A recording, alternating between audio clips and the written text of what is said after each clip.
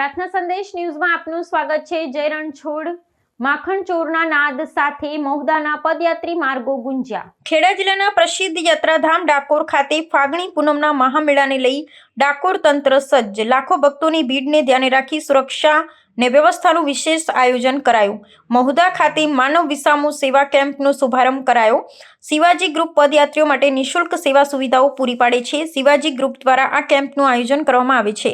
ગુજરાત સરકારના મહેસૂલ મંત્રી અને મહુદા વિધાનસભાના ધારાસભ્ય સંજયસિંહ મહેડાના માર્ગદર્શન હેઠળ શિવાજી ગ્રુપ સેવા કાર્યનું ઉત્તમ ઉદાહરણ પૂરું પાડે છે। ડાકોર રણછોડરાયજી મંદિરના દર્શનાર્થે જતા હજારો પદયાત્રીઓ મહુદા માર્ગેથી પસાર થાય છે। તેમની સુવિધા ને આરામને ધ્યાનમાં રાખીને આ કેમ્પનું આયોજન કરવામાં આવે છે।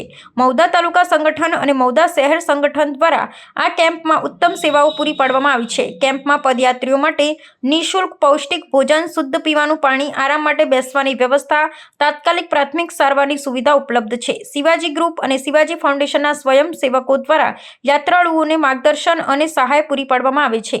આ પ્રસંગે શ્રી રાજરાજેશ્વરી માં મેલડી મરીડા ધામ ઉપાસક સિદ્ધ બાપુ વિશેષ ઉપસ્થિત રહ્યા હતા। પગપાળા માર્ગ પર હિન્દુ જાગૃતિ સેવા ટ્રસ્ટ દ્વારા કેમ્પનું આયોજન કરવામાં આવ્યું છે।